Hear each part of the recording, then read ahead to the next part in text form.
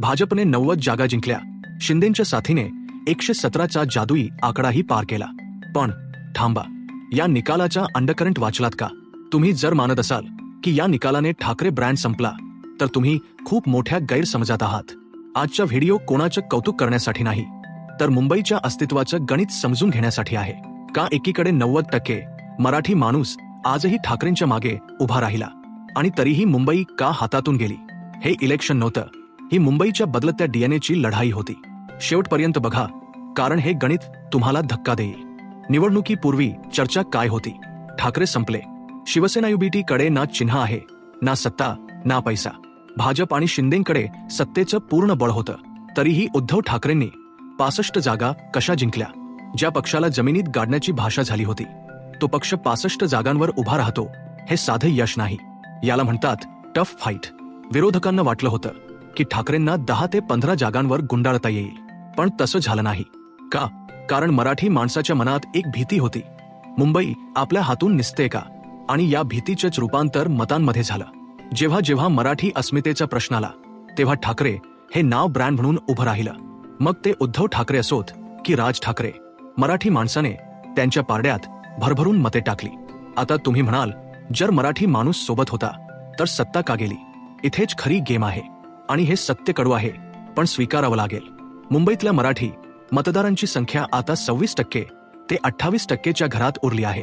आणि या निवडणुकीत काय झालं? 90% मराठी मतं ही एक गठ्ठा ठाकरेंकडे वळली, पण उरलेली 10% मराठी मतं जी शिंदेंमुळे महायुतीकडे गेली, ती गेम चेंजर ठरली नाहीत, तर गेम चेंजर ठरला नॉन मराठी व्होटर. गुजराती, मारवाडी आणि उत्तर भारतीय समाज हे भाजपच्या पाठीशी खडकासारखे उभे राहिले. त्यांच्यात फूट पडली नाही. म्हणजेच लढाई मराठी वर्सेस मराठी नव्हतीच, लढाई होती consolidated Marathi versus consolidated non Marathi. आणि दुर्दैवाने मुंबईत आता संख्याबळ कोणाकडे जास्त आहे हे निकालाने दाखवून दिलंय. शिंदे गटाने ठाकरेंची काही मते नक्कीच फोडली, पण ती फक्त त्यांच्या वैयक्तिक प्रभावामुळे. पण विचार करा, एकीकडे देशाचे पंतप्रधान, राज्याचे मुख्यमंत्री, 2 उपमुख्यमंत्री आणि अखाट फंड्स, आणि दुसरीकडे फक्त ठाकरे हे आडनाव. तरीही या माणसाने भाजपला नाकीनऊ आणले.